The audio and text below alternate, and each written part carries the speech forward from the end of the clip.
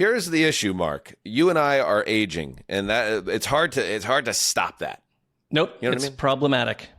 So we can't do the things like we used to do, which is like, stay up late at the bar, then go get a burrito, and then wake up 4 hours later, and everything's fine. We need something. How about this, Mark? How about what I've been using? Terra Origin. Because adulthood, it's hitting hard. We're dealing with it. Middle-aged guys. My knees hurt. I hurt my wrist the other day. I punched a door. Shouldn't have done that. And now my wrist hurts. This is stuff that wasn't happening when I was young. So this is where Terra Origin comes in. Are you curious why I punched the door? Yeah, I was going to say that's a different conversation, but if you've got Terra Origin, I'm sure that you're going to be able to get your way out of that mess. Aaron Judge grounded into a double play. Anyway, Terra Origin makes science-backed, clean supplements designed to help men perform better, recover faster, and feel good every single day. They make smart, no BS supplements that actually help you feel human again, and that's why. This is the product that you need. The best part about Terra Origin, no fluff, no fads, just premium, transparent formulas you can trust. It's like upgrading your daily routine from survive to thrive. So whether you're lifting, leading, grinding, or parenting, Terra Origin helps you show up at your best. Visit TerraOrigin.com and use the code PODCAST for 30% off your first order and free shipping. That's TerraOrigin.com. Terra Origin. Feel better from the inside out.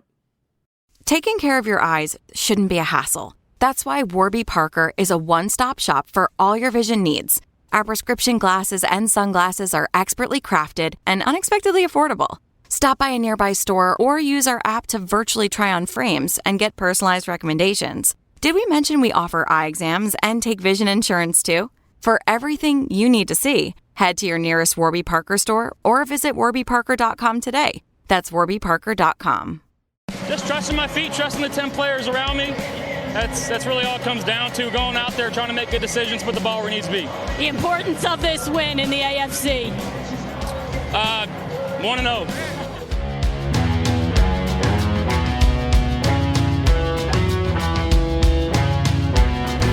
Hey, welcome to Heed the Call, NFL podcast, the flagship show, Week 9. Dan Hanzus, Marc Sessler, Conor Orr, Justin Graver on the ones and twos. The whole gang is here. And yes, of course, that is Josh Allen, reigning MVP and victor in the latest showdown between Allen and the great Mahomes, a 28-21 win for the Bills over the Chiefs. And we're going to get into all of the games and shout out to our league. Per my demands, they delivered a great football Sunday. I think that Game 7 in Toronto really was the final kick in the old hiney. Mark, I think that was it. Yeah, I think football is not normally feeling pressure from other sports, other events, other human events. But baseball kind of snuck in there and said, get your act together, and football had to respond. And I think you're right. I think they did today. It did. It did. And yes, let's get into the first game. Let's get into this 28-21 win, Connor, because I thought this was the most complete game from the Buffalo Bills that we've seen. I thought this was the best Josh Allen game. I thought this was yet another excellent James Cook game. I thought this was yet another example of how much damage the Bills can do with that tight end group, even without a premier wide receiver. And in the end, it was the defense that scrambled up the great Mahomes and got them to a place where Mahomes won 15 of 34 in this game. Very, very impressive effort by the soldiers of Western New York. If I'm not mistaken, too, his worst completion percentage, I think, in a regular season game. Sounds right. Which is pretty stunning. And I love the way that the Bills are playing right now. And it's funny how, I'm not going to call the fan base entitled, but if you look through kind of all of their reactions to this, well, we're not doing this, we're not doing that. I love what the Buffalo Bills have become. It's Eagles-esque to me, where yes, I mean you're not throwing the ball downfield a lot, but you're taking a lot of risks out of the game. I think they have the most skewed run pass ratio, or one of the most skewed run pass ratios in the NFL, but you're running the ball well to every single side, and it's complementary for your defense. It's taking a lot of pressure off their shoulders. And we saw what they could do with a little bit of lightness tonight. So I love this transformation. I think it's effective, and I think it's going to play really well in December and January. And you're right that they've forced 19 incompletions from Patrick Mahomes, and you needed Josh Allen just to play a clean game. It couldn't be one of these sideshows where like he has 2 killer interceptions in the red zone or something. He had the highest completion percentage he's ever had, broke a Bills team record, and they were really clean. I thought they just basically played the best version of themselves. And James Cook is a huge part of this, and Dalton Kincaid, like everyone kind of showed up. It wasn't the prettiest performance, but they found a way to kind of pull the plug on the Chiefs that we've seen from the last couple of weeks, where it looked like the offense was about to explode. Like I think they really missed Isaiah Pacheco tonight. Like they just could not run the ball the way they wanted to, and it was a very complete Bills performance. Not super flashy, but very Bills-esque. I thought it was kind of a really clean, like high level performance, just because how balanced it was throughout and how they just put the Chiefs to sleep the way they did. They were dominant. I mean, a shout out to Joey Bosa. Now, I don't know if he's going to stay healthy when it comes time to win a championship in January, but he's been on the field. He is routinely making plays for this team. They were getting at Mahomes. Mahomes got hit in this game more than he's ever been hit in his career. I couldn't believe that, because he's taken some beatings now. He's been around for a while. One of those Super Bowls against Tampa comes to mind. Another Super Bowl against Philly comes to mind, but this is the most hits he's ever taken in a game. Bosa was a menace. Everyone was getting in on it. They were really just cooking up the Chiefs, and it's unusual to see a Kansas City attack not really have answers. And this is a Bills defense that's missing pieces, but they were able to step up, especially on third down. This is a good one, Connor. The Chiefs converted just 3 for 13 on third down in this game, and they entered this game. This is via ESPN's Elena Getzenberg, converting 44% of their third downs, 6th in the league. So the Bills, who we just a few weeks ago we were asking questions about, man, this team is unbalanced, and is the defense going to hold them back? This is the type of performance that makes you think, yeah, this team can travel, this team can win, this team can finally go all the way. And it's a lot of long situations. And Mark, I think, nailed it with, Pacheco is one thing, maybe not getting what you want out of Kareem Hunt. But what this offense has historically been able to do really well is just get Patrick Mahomes into convertible first down, like third down situations. And that was not the case at all. I thought the Bills front seven played really well. They flew around. They took away a lot of his options, and I feel like that it's one of those Mahomes games where he doesn't have answers, because he just lets the hose out, and it's a game that just stops making sense, and he hopes that he can scramble them with this big long completion, and it didn't really happen for them. Well, yeah. I think also the Chiefs we saw it today, legit offensive line injury issues, and that reared its head. Like, they're missing people, and that's a different situation for Mahomes. But they still had this moment where it was 4th and 17, and they Mahomes completes that pass to Rashee Rice. It's like they're still going to hang around in these games, but they were not who they wanted to be today. And I think injuries could be the one thing that could take the Chiefs away on some level, and they've got to get healthy on the offensive line.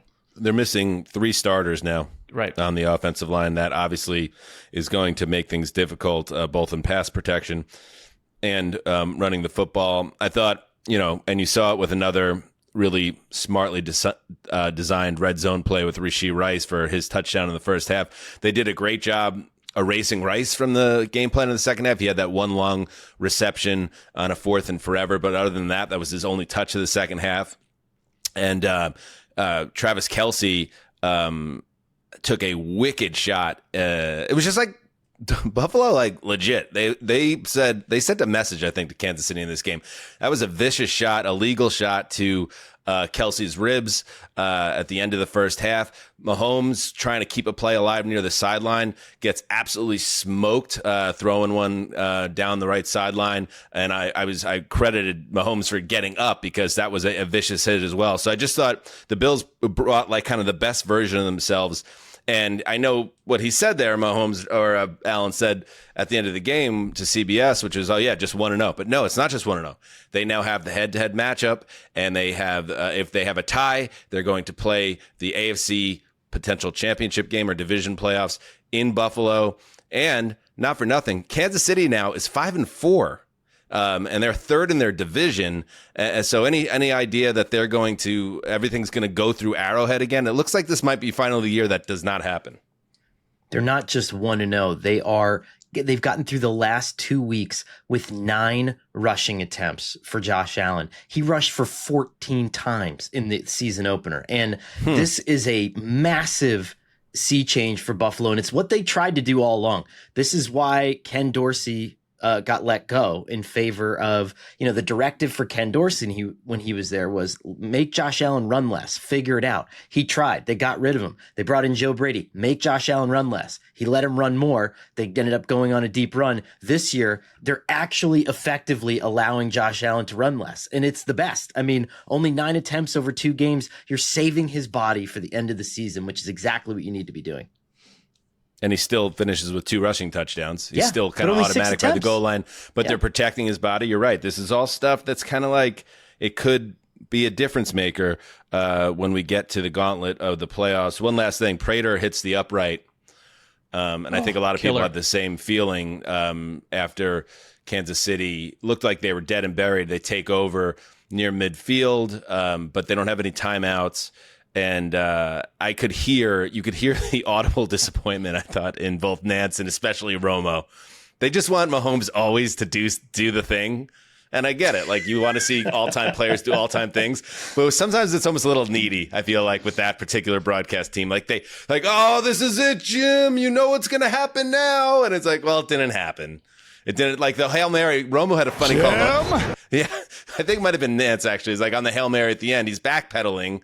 And the Hail Mary falls like 10 yards short of the end zone. And somehow in this one play, they're able to shoehorn in a compliment to Mahomes like, oh, look, he still throws it this far. And it's like, no, well, not even. He's 10 yards away from the end zone. We don't always have to sugarcoat. Well, I think Romo is he's a little bit of a pull toy when it comes to Mahomes. And we've known that for a little bit. Yeah, a lot of a bit. All right, there you go. So that Too many is balls. Too many for you, Jim. That is the game of the week, maybe the game of the year. And yes, it is much more than just 1-0. So shout out to the Bills. And I know there's a lot of Blue Jays fans who are also Bills fans. So good job. You could take that. Hey, Isaiah Kiner Falefa, get a better secondary lead. Okay? Just let's work on that in the winter. Just work on it. I thought of you while I was watching that game because I was like, this isn't baseball showing up the NFL. That was last week, the NFL getting out of the way for 10 seconds to allow the beauty of baseball to bloom. It's like when some plants die so that other plants can bloom. It was beautiful. Yeah. It was like nature-esque, I would say I agree with half of that. The NFL certainly got out of the way by being not so interesting for a week, but that was certainly not their intention because they will never give ground to anyone or anything for any reason. They are absolute brutal assassins, the NFL. They're are looking not to take charitable. down the entire world. Right. By the way, are we able to watch Monday Night Football on YouTube TV on Monday? Come on now. We don't know. Come on now. Figure it out. Oligarchs. I'm going to be very pissed. Powers that be. All right, without further ado, before we get into the rest of the games, the theme of the week for Week 9 with Marc Sessler. The theme of the week for me after last week's car crash was Pappy knows the secrets. Do we? Okay, we're back into more. It's kind of. I feel like I'm looking through stained glass and I can't see what's on the other side. Pappy knows the secrets. Pappy is your grandfather. I didn't want to ask you, but that's who it's meant to be referencing if I spelled that correctly. It's Poppy. Poppee. But how would you know? Well, how would I know? Hey, Poppy. I mean, do I look like a guy that calls my grandfather Poppy? Okay, that's true. Because yes, you're right. It sounds more like a guy at a bar here in Hollywood. All right, so Poppy, we'll edit this in post. Poppy knows the secrets. Do we? I don't know, Connor. Take a shot at it. I was hoping this wasn't, because again, I didn't know your grandfather. I wasn't lucky enough to have met him. So, no, you did not. I don't know if this is Mark kind of getting back into astral projection, which he was very much into when we met, if he's looking for secrets to the life beyond, or if this does have some tie into football. I'm not sure. Okay, we're stumped, Mark. What does this mean? So I think that your wonderful grandfather, who was like a lifelong football fan and just generated and garnered and accrued knowledge over the years. I guess, yeah. Go on. Well, I mean, sitting on the couch or the easy chair. He watched a lot of Giants football. I wouldn't say he was like tearing up the agate on a daily basis covering professional football. You know what I mean? Well, fair enough. But I kind of think he knows just as much as any of us do, because like I thought today had some sort of wild upsets that I didn't see coming, and like in the end, whatever I predicted on Thursday pretty much went completely wrong. And so it's like I get to this point with some of these weeks where I'm like, I don't know shit, and I'm comfortable with that. I don't know crap, and like someone Can we maybe, because I kind of like that a little bit better as a theme of the week. I don't know shit, and I'm okay with that. Yes, we could do that. How about that? Theme of the week. Hit it, Mark. I don't know shit, and I'm okay with that. I like that one. Now that one I could see. Okay. All right, let's get, speaking of shit, let's talk about the Bengals defense. No, let's get into the game in Cincinnati, the highest scoring game of the year. I think so. And one of the craziest games of the season. Let's do it. Oh my goodness. The Bengals are coming off a heartbreaking shootout loss to the New York Jets of all teams last week, but they had a chance to even the ledger with an unbelievable comeback, wiping out a 14-point deficit at the 2-minute warning. Touchdown, 2-point conversion, onside kick recovery, touchdown, all of them thrown, all the touchdowns from Joe Flacco, because he's the greatest quarterback / man who's ever lived. But there was still 54 seconds remaining after Flacco ripped one deep to Andre Yoshivash for that touchdown. Enter Caleb Williams and the Bears. And not only did they erase the deficit, they didn't even need the field goal. They get the touchdown because Williams connects with Colston Loveland for a 58-yard touchdown, 17 seconds to play. Bears win 47-42. 3 touchdowns in the last 2 minutes and 2 lead changes in the final minute mark. This was an outrageous back and forth game, and another crusher for Cincinnati. Like a sensory overload. It's just incredible. I feel like if you went to an alien planet and were introduced to some sort of job that aliens do, and you'd be like, I have no idea what's happening on day one. That's how the Bengals defense seems to me. They've given up. It's insane how bad this defense is. They absolutely crumbled today. They've given up 1,400 yards in 27 points in 8 consecutive games. Like, this is a wild, messed up defense. And it wiped out one of the most heroic quarterback performances that I've seen in a long, long time by Joe Flacco. He just is operating on a different level. And as they were leaving that field, the offensive players were just like, what on earth do we need to do to win a game here? Because they absolutely punctured the Chicago defense left and right. And that play by Colston Loveland at the end to win this thing was an incredible catch and run. And it just seemed like one of those games that got completely out of control, where it's like everything's tilted, it's spun out, and there's no defense happening here. And someone was going to win, but the Bengals defense will make sure it's not them. It's cultural. It has to be cultural. Like, tackling is cultural. I mean, Dan, you and I have talked about this with the Jets last year. These are all talented football players capable of bringing another human being to the ground. And I think we can get into some of the post-game comments, but I think the most telling thing to me was reporters saying, some of the defensive players laughing, saying that they're not going to talk to reporters and that, yeah, I'll just see you on Monday. So no accountability, no desire to bring another human being down. And so what's wild is the Bengals missed tackle stat in context is insane. The next closest team is like 55 missed tackles behind them. It's not even remotely close. It's so embarrassing. And I mean, man, just killing this wonderful chance that they had to get back into the playoffs and to hand the football back to Joe Burrow in December. Like, it's gone at this point. It's a terrible look for Zach Taylor that the defense is not having that. I mean, if you're going to blow the game and blow multiple games and over seasons now, the way the Cincinnati defense does, the least those guys can do is talk after the game. So that's a sign of a locker room in decay. Here is Zach Taylor after just a crushing loss for the Bengals. Yeah, I can't believe it. Can't believe it. Being is right there, and then we don't find a way to get it done and win a game. We just got to make one play, just one play. It's sick. It's sick to lose like that. It's sick. And if you think that Zach Taylor is frustrated, and he is, those defenders that aren't talking to the media after blowing the game, you can imagine how the offensive players feel about that lack of accountability and the lack of production. They can't get a single stop. Chase Brown, I think, spoke for the entire offense in his emotional comments after the game. We just got to play complementary football. Like, we put the ball in the end zone and go up a point at the end, finish the game. Like, just end it. Like, that's it. Like, that's what we need to do. Just end the game. Like, make them get us the ball back. Let us go to 22 victory and let's end the game. That's how I feel.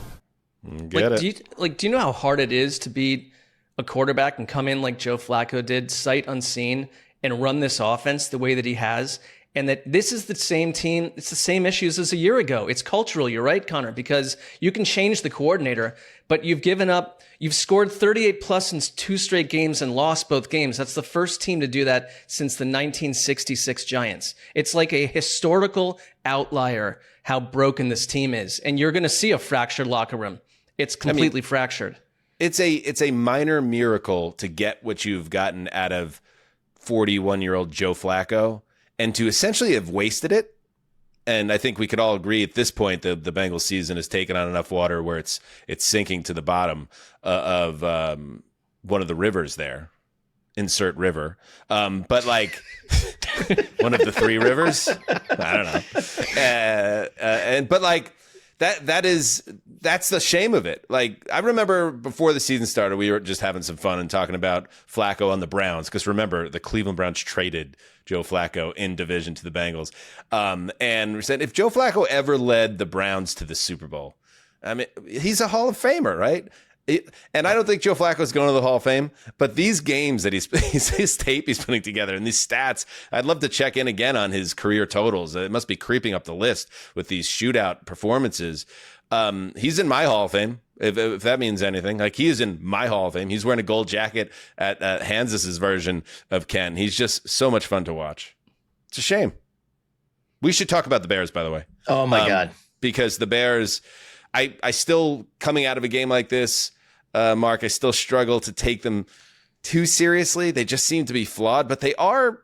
I mean, they're winning. They're winning more games than they're losing, and they found a way in adversity to get it done. Here's Ben Johnson on the Colston Loveland go-ahead touchdown. Yeah, I just told Jeff that I was hunting one coverage there before halftime and end of the game in the 2-minute scenarios, and couldn't get it. There was probably 3 or 4 calls I had, and I just didn't get it. And then finally we got it on that particular play, and Caleb did a great job seeing it, delivered a good ball. Figured it was going to be explosive. Wasn't expecting it to be a touchdown, though, and I think that was Colston's speed just taking off and going for it. So it was good to see. His offense, if you think about any of the teams right now in that division, this offense grows like a weed. It's like an invasive species. It's going to be more complicated to tend and to cut off as the weeks go on. I'm probably more worried about the Bears, I mean, certainly than the Vikings, and maybe even than the Packers at this point, if you look at their offensive output of late.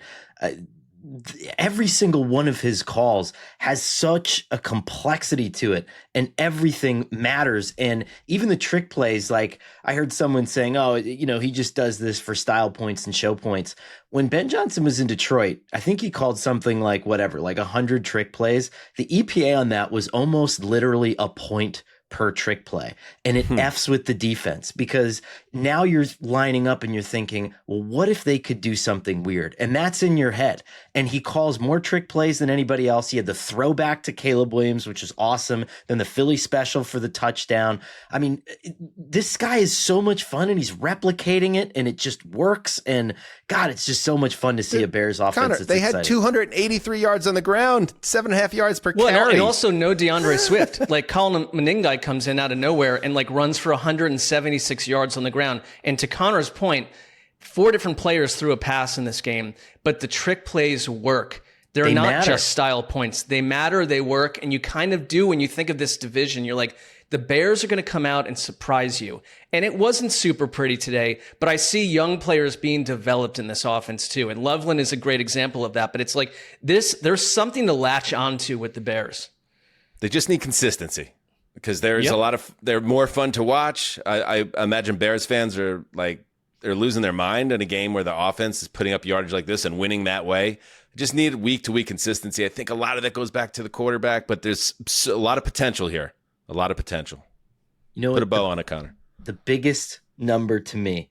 So Caleb Williams, when he was trailing in this game, threw 3 touchdowns, more than 300 yards, 124 quarterback rating, no interceptions. And this is a guy that historically has drifted, has improvised, has tried to take the game in his own hands, not call the plays that have been given to him. Ben Johnson has him on track. And that was the best and most perfect example that we've seen so far this season. A young, promising quarterback with the tools and a smart, offensive-minded head coach. That's what teams should be going for. My team, we keep hiring first-time defensive coordinators. I think we should go and get one of these guys. That would be my tip to Woody Johnson. All right. Up next, let's move to Pittsburgh, where the Steelers made a statement.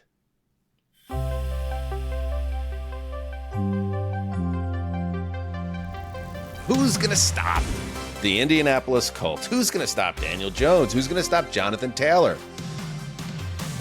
The Steelers, of course. I mean, now it seems possible, but it didn't seem possible 24 hours ago.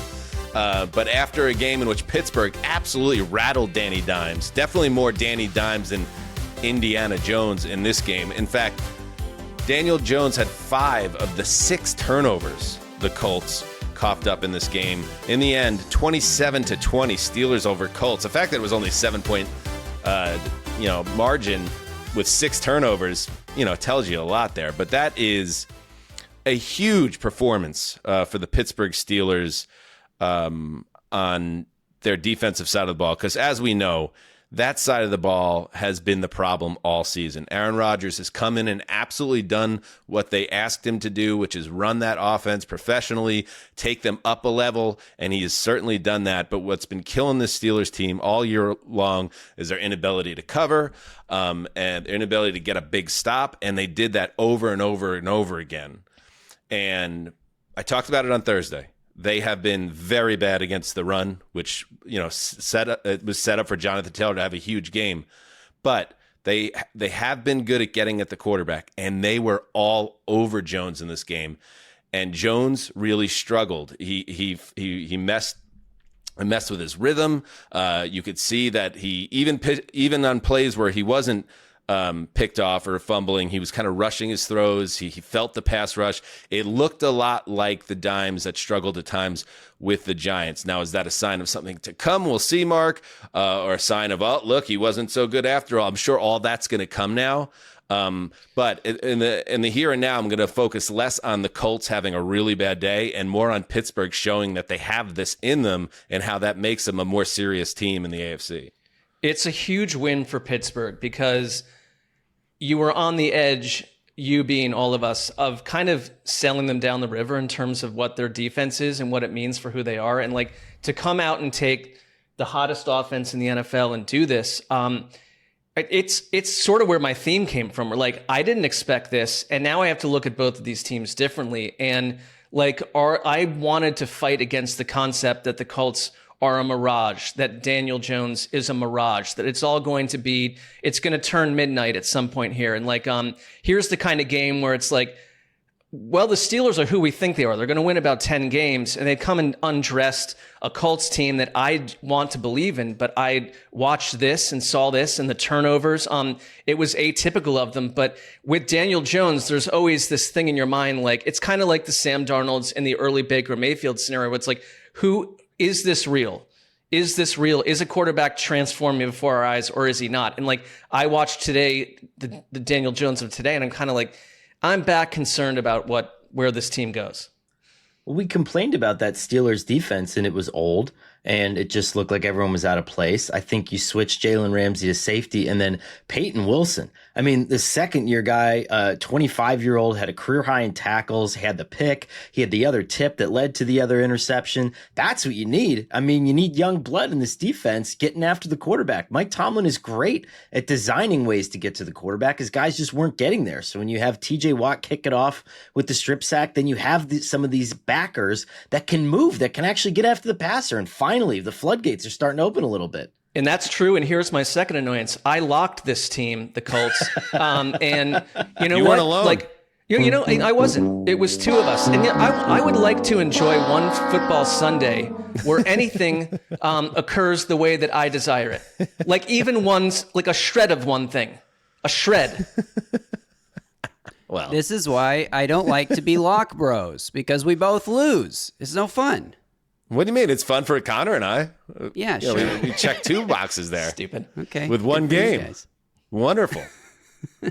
Wonderful. Yeah, listen, I talked about it last week. You're not hearing a lot of doubts around Daniel Jones, the way you kind of heard that murmur throughout the season with Sam Darnold. You're going to hear it now. And I just want to, I'm going to pump the brakes on that because I feel like people are going to overreact to this one game. The Steelers had a really good day. The TJ Watt, bringing him up, like they've been waiting for TJ Watt to make that impact play all season long, and he finally makes a big play. That was the turning point, I think, of the game in that. And you even had Cam Hayward getting up in his face. There's a very memorable moment in this game, Connor, with Hayward, his eyes lighting up right in front of Jones as Jones flings a pass for another incompletion. Like they showed up and they cooked him up. They got traditional pass rush. They also blitzed well, and all game Dimes had 3 interceptions, 2 of them on deflections. He had 3 fumbles, 2 of them lost. It was a nightmare performance for this offense. But I'm going to make my excuse for Danny Dimes right now, okay? And it goes back to Jalen Ramsey playing safety. And you saw him, by the way, headhunting. I mean, he was knocking guys out at safety. He looks great there. The Steelers played split safety, 2 high safety, with the second lowest rate of the season going into this game. Today, they played it at the highest or the second highest rate of any team. So there was no context for Daniel Jones to study this defense. It's a completely different defense now. Looked completely different than anything he'd seen on film. And while you can say, oh, he should have overcome that, the game plan was probably tailored to the Steelers defense that we'd seen throughout the course of the season. And so he was the test case for that. That's a big speed bump moment for him. I mean, to the theme of the week, Mark, like this is a perfect example. The way we were talking about Pittsburgh on Thursday, and now teams can change, teams can shift, teams have coaching and they study tape and they adapt and they move players at different positions and maybe they lock into something, and we'll see what happens here. Mike Tomlin kind of spoke to that nature of football after the game. It's a fine line between drinking wine and squashing grapes in this business. It's nothing dramatic, it's really not. And that's why we respect it so much. It's a limited number of plays or sequences that can really change the trajectory of an outcome. We're still the same group that stunk it up last week. That's football. And Shane Steichen on the other side kind of had the same message. Like he feels good about this team because he's seen a lot of good things in prior weeks. I think you take away the takeaways and we don't turn the ball over. I think we're moving the ball down the field and scoring a lot of points again. So I got a ton of faith in our offense and our guys for sure.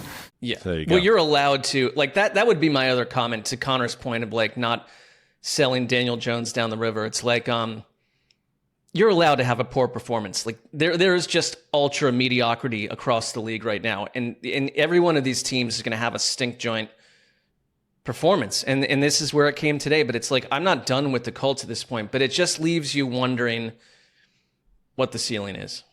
Yeah. Well, so it kind of sounds like you are worried about him now. Well, in fact, I'm you not said it about sitting 10 minutes around ago. my living room worrying about them nonstop, but it's like in terms of thinking Right. about football teams, I do. I mean, get off the fence, Sessler. You think they're in trouble now, or are they not? Are they good or not? Tell me. I don't think so. I'm with Steichen. Okay. I think that if you were shown a completely different defense, like You've covered the full spectrum during this conversation. maybe I am a little uppity about the whole thing, but I also lost my lock, so I'm just in a bad mood. I get like, that. didn't Man, Jonathan really eat a Taylor, good lunch. 45-yard season low, hit at or before the line of scrimmage on 6 of his 14 rushing attempts. Just an awesome game by the Pittsburgh defense. Did not see it coming. Let's take a break, and when we get back, some more football. Money, man. We all got to be better about our money. And managing money can feel like a full-time job sometimes between overdraft fees, waiting for your paycheck to clear, and trying to build up savings. It's easy to get frustrated. And that's why I really like what Chime is doing. They make banking simple, fair, and actually helpful. When you set up a direct deposit with Chime, you can get paid up to 2 days early, enjoy fee-free overdraft coverage, and skip the usual monthly or maintenance fees entirely. Every dollar goes further when you're not losing it to surprise charges. Come on, Mark. Surprise charges? Enough of that. We don't need it. And, I've got a couple friends that use Chime, and they're talking about it. They love getting real-time transaction alerts. It makes it so much easier to stay on top of spending and know exactly where your balance stands. Plus, access to over 47,000 fee-free ATMs means you're never stuck paying to get your own cash out. Come on. And with qualifying direct deposits, you could get free overdraft up to $200. To date, Chime has spotted members over 30 billion, Dan. 30 billion. Work on your financial goals through Chime today. Open an account in 2 minutes at chime.com/HTC. That's chime.com/HTC. Chime. It feels like progress, baby. Chime is a financial technology company, not a bank. Banking services and debit card provided by the Bancorp Bank N.A. or Stride Bank N.A. Members FDIC. Spot and eligibility requirements and overdraft limits apply. Timing depends on submission of payment file. Fees apply at out-of-network ATMs. Bank ranking and number of ATMs according to U.S. News and World Report 2023. Chime checking account required. All right, we are back. By the way, Connor, did you keep your Halloween tradition of full candy bars? My favorite Connor personality trait. Yes, we did. Oh, yeah. baby. So, just very quickly, normally you buy the full-size candy bar bulk package at Costco. And, my wife and I were waiting for the price to hit a certain threshold where it makes the most financial sense to get it. And then something happened, and then all of a sudden they sold out. They were completely gone. So Friday morning, I said, it doesn't matter. This is a full-size candy bar house. And my wife's like, well, what are you going to do? Go to the checkout counter where, at the supermarket, right before you check out, all the candy bars are just sitting there in the thing. And she's like, what are you going to do? Go over there and buy like 100 candy bars from the checkout counter at the grocery store? And I said, you bet your ass I am. And so I went over there and literally just emptied out like a section of the grocery store to get full-size candy bars. So I mean, it's like I said, my favorite personality trait. I think it's La Ravio Magnifico in the greatest of ways. I turn my front yard into a haunted house on Halloween. It's for the community. You're doing it for the community. Mark, what's going on in Hollywood? I imagine it's like The Purge, where like all crime is legal for one night and you just have to lock down. I live right on Hollywood Boulevard, and I will tell you that it looks no different than any other night. Literally every night there's people dressed up as everything you could ever imagine. It might have been a little more intoxicated or psychotic, but I didn't spend a lot of time on the street. Good. You're safe, though. That's good. I'm not an apple with a needle in it guy. I don't need that on Halloween night. Don't give me that. No razor blades in the candy. All right, let's get to the next game. The big upset or one of the big upsets of Week 9. Let's head to Ford Field. Oh, baby. J.J. McCarthy was back in the lineup for the Vikings, and man, did they need him. Carson Wentz out of the picture. Max Brosmer next in line. They need the second-year player to not just stay on the field, but perform. And he did, accounting for 3 touchdowns, and most importantly, the game-sealing completion to Jalen Naylor on 3rd and 5 from the Minnesota 28.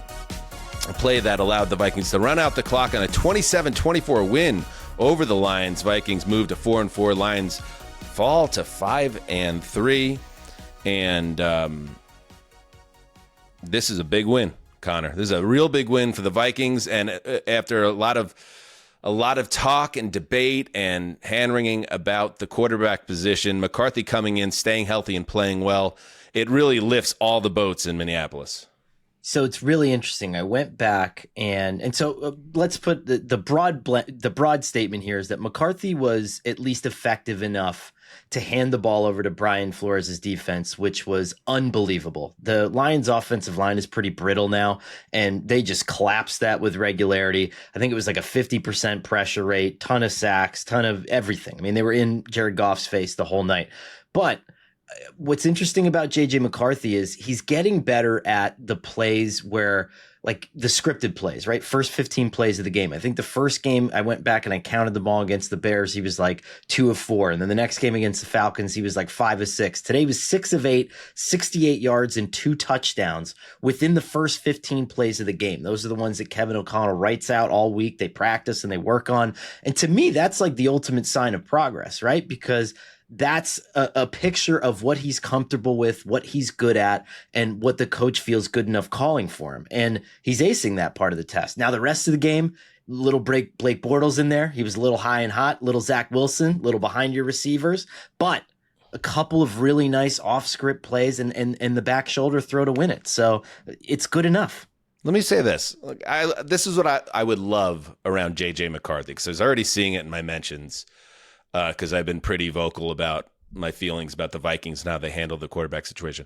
Can we turn down the temperature on the J.J. McCarthy discourse? Because now, just like I thought it was a little hot about how much credit he was given for his first win as a pro, I feel like now people are going to say, oh, this kid is unbelievable. And I saw good things in this game. I also saw, as Connor pointed out, some not so hot things. He threw for, I think, 143 yards, but he made some big plays. Like the throw, I mentioned the throw that clinched the game. I really like the ball he threw to Justin Jefferson for his first touchdown. He showed the guts and the instincts he has on the rushing score. There are good things, but he has obviously a lot to work on in terms of consistency in his game. So I wouldn't say this was an incredible game or a bad game, but it was a promising game. And I think, Mark, I feel like that's okay to say without saying the Vikings are now saved or going to the Super Bowl. It's just like the second-year kid who's actually a rookie was pretty good in this game and good enough to win a game and a big game in Detroit. I think it's fine to say that because, like, outside of like Michael Penix,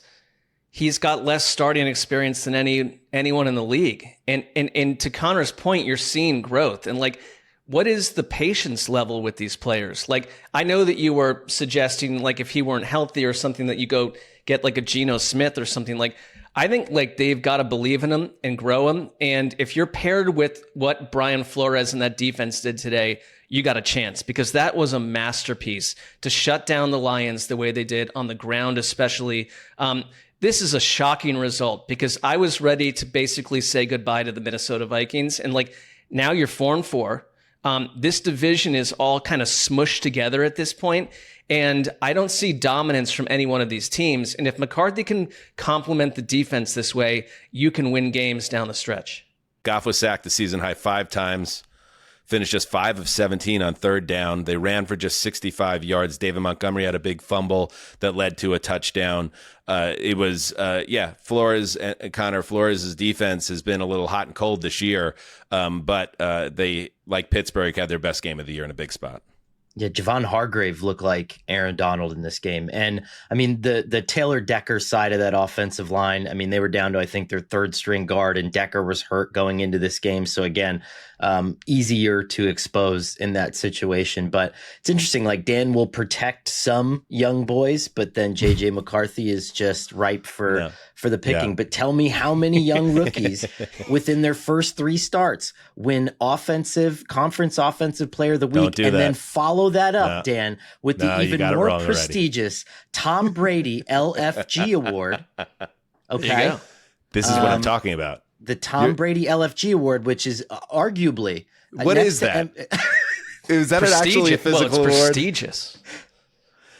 I am a very important figure in the football discourse around JJ McCarthy because you have people, because he's charismatic and he comes from Michigan. I wonder why Tom Brady likes JJ McCarthy. He sees himself in JJ McCarthy, and that Fakakta award he got for 1 quarter when nobody else was there to take the award away. Fakakta. This is what I'm talking about. Just let the kid develop. We don't have to crown him. We do not need to crown JJ McCarthy, just like we don't need to send him out of the league. Did you just call yourself a very important figure? Yes. A key figure. I'm still processing in the discourse. Whatever that leads to. I'm a key figure in managing the JJ McCarthy discourse. But listen, I like the kid. I think he's an interesting figure in the NFL because when you see the way that teammates respond to him, the team likes him. And when he speaks, you could tell he has leadership qualities. Check this out. It was awesome. Yeah, just when you're hurt, being on IR last year and being out for 5 weeks, it absolutely kills me not being out there with those guys because I love every single one of them. Oh, look at him. I know they got my back and I got theirs the rest of the way. He's wearing a if you can't see this on YouTube, he's wearing like a mechanic shirt with the name. He showed up to the game in like a Did you see what the name is? Yeah. It's his name. It's JJ. This guy's never been in a garage before. God almighty. I'm feeling stuff at all corners of my body. I want a quarterback like that. So. This is a Sports Illustrated profile piece coming into focus in real time. But good for him. Good return. And the Vikings, again, we're going to talk about I don't remember the over-under win totals for any other team except for the Vikings. I definitely took the Vikings over. So go for it, JJ. Go for it, kid. I'm pulling for you. Let's move on. Well, you wanted them to trade for Geno Smith about 70 hours ago, but I understand what's happening. Well, no, but so you're trying to trap me on that, but they needed a better plan. Nothing changes. This is the same thing I was getting at on social media. Oh, Dan, looks like JJ. No, their plan at quarterback sucked. They brought in Sam Howell to back up JJ McCarthy, and he was so shitty in training camp that they just spun him off for a bag of nickels. And then they went and got Carson Wentz and put him in for a month and a half, and we saw how that went. They still could use someone because, guys, JJ McCarthy has still played 4 games at 25 in his career. They still need a backup quarterback. They still need an insurance plan. They're not going to get it though. They're all in, and good luck. Stay healthy, kid. 4 very special games. What? I'm just saying the 4 games he's played have been very special in my view. But you guys get sucked in so easy. I would venture to say that he's probably tied for the all-time lead in Tom Brady LFG awards. I bet. I bet. All right, let's move to New England. Speaking of Tom Brady.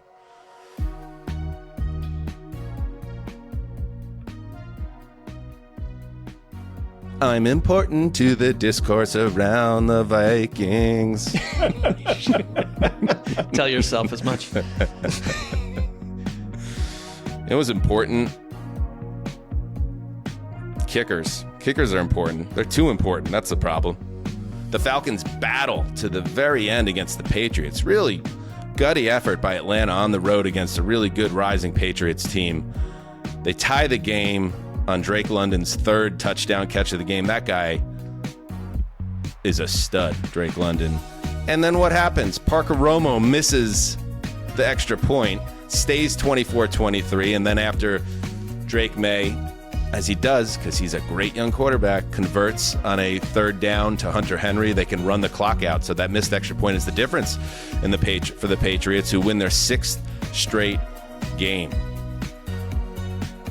And Yeah, May is just so impressive. I just, his first touchdown pass in this game, the touch that he shows, his ability, and he had 2 turnovers in this game. He wasn't perfect, but the way he just plays the position, the way he's so, for a guy that doesn't have a lot of experience himself, obviously came into the league the same time as J.J. McCarthy. Pop Douglas, the 17-yard teardrop, he just drops in the bucket for the first touchdown. The way he's able to keep plays alive with his legs, his accuracy has really gotten so much better than it was last year and even in the beginning of this season. And even at the end of the game, that Mike Vrabel and Josh McDaniels could say, you know what, there's a case to be made here to take the air out of the football, punt it away, and let the defense take us home. But we trust this kid to make the right decision, and he does with that last completion to Henry. So it's the difference. And again, like we're looking for signs from the Atlanta Falcons that they should be taken seriously. We had a pep talk with them last week, just trying to get them straightened out, and I saw real progress. But to lose the game the way they did, to lose to the Patriots of all teams, obviously the Falcons, and to lose the way they did, the kicking game has been really hurting them for a while now, and it reared its ugly head once more. It feels like Vrabel and McDaniels are the ideal combination, coaching-wise, and I have been pretty down on the McDaniels outside of New England experience. I thought that the Raiders situation was a disaster, but you can't look at the growth of Drake May without saying, like, this is a big part of it. But they're growing into this complete team, because we talked about also, like, the key to stopping Atlanta's flow on offense is shutting down Bijan Robinson in the run. And, like, they did that. They've got a good defensive front, and they've been able to do this week after week. And it's like, I watch the Patriots and I'm just like, I don't quite know what you can become, but it's pretty hopeful, because at the most key important positions, you've got special people involved. And I think if you're the Bills, it almost helps to have this team in the division to keep you on your toes. I'm just a little bit worried, and I wonder if we can address the fact that Drake May has been sacked 16 times in the last 3 games, and this Falcons defense, while improved from that sense, is not necessarily a world beater in terms of pressures. I mean, I think what their best game was, maybe against, it was that Bills game where they really got after Josh Allen. But other than that, they haven't really blown me away as a pressure team. They're going to face the Bucs soon, which I think will be much more formidable, and they're going to blitz them from a lot of different angles. That's like the one Achilles heel that started to pop up for me a little bit, that I'm like, Drake May's getting hit a lot. Yep. And you keep getting hit, eventually you get hurt. So that's something they have to work. And I want to hit on the big play within, it kind of a little bit lost, and then there was some discourse after the game, and I wonder if there's going to be more this week, because the Falcons, after Roma misses the PAT, the defense of Atlanta gets the Patriots off the field. They take over, down 1, late in the fourth quarter. They get a couple first downs. They drive to the Patriots 48, and there is a play where clearly Penix was not ready for the snap, and then the whole thing was thrown out off the timing, and then he kind of flicks it down, and they eventually take the flag out and hit him with a intentional grounding. It makes it 3rd and 20. They don't get a completion then they're facing 4th and 20 at midfield, and Raheem Morris makes the decision, I'm going to punt the ball away and hope to get it back, which they never do, as I said, because the May to Henry completion. Now, after the game, Falcons coach Raheem Morris said the Patriots clapped their hands to simulate Penix's snap call on the play, which I don't think you're allowed to do. Here is Morris after the game. Hey, we're clapping, simulated our snap, got us to snap the ball, and that's why the ball was snapped early on Mike when he wasn't ready for the snap. Now, I don't know if that's, Connor, maybe you could help me out with this. Is that just a little bit like in baseball on a pop-up where if you're the base runner running by, you don't say, I got it? Is it more like a way that you don't play the game that way, or is it actually illegal outright? So here's the thing. I mean, when I was reporting the sign stealing story a couple of weeks ago, one coach told me that literally every team has a recording of the other quarterback doing his snap count, and you're listening to it over and over and over again, and you're simulating it in practice, and you're playing it in practice so that your defensive players can get a jump on the ball. Now, are you allowed to, mimic it to the other team? No, but how do you police clapping? I mean, I think that's something that good on New England for recognizing the muddiness of that situation and exploiting it, because it's not it's not a verbal thing. And so if that's such a big part of your snap count, I think that's on the offense to change that, The other way to look at it is the Patriots are cheating cheaters. And once again, they've done it. And I hope everyone sees what's happening. It's a meteor that's coming right towards us. And if we don't do something about it, and thank you again to Mark, I know you're doing your best with the curse. If we don't stop this, they're going to be just monsters again. So we must kill the monster before it kills us all. That's a word of warning to everyone on the New England Patriots. My powers have not worked thus far. Almost today. But maybe, we'll see. We'll see. But yeah, that's 6 in a row for the Pats. They are a very good team. And I do agree, with the Bills, that's going to turn into a real fight down the stretch potentially, because I think New England is now starting to find a way to win these games. And that is going to make them very dangerous, both now and in January. By the way, we now have proof that Cardi B knows Stephon Diggs is a football player. This is amazing. This is one of my favorite moments when they flew it up there. There's Cardi B next to Robert Kraft. This guy Kraft, he cracks me up. What are they talking about? I don't know. I love it. Cardi B at one point was doing, I think, Stephon Diggs' celebration. So I just thought that was interesting, and Diggs scored a touchdown today for Cardi B. I want CBS to cover Cardi B appearances the way they do Taylor Swift appearances. I think that's only fair and just. It would be right. It would only be right to do that. The Robert Kraft attempts at making conversation with Cardi B has to be off the charts awkward. It's just got to be. It's like the Nixon tapes. So, you're from New York? I like that city. She doesn't even know who he is. Do you think she knows who that is? No. Well, I mean, maybe by now. Probably just calls him boss man the whole time. Yeah. Just wonderful. Just give us a hot mic. Give us something. We need more Cardi B, Bobby Kraft content. All right, let's move to Lambeau. Another upset.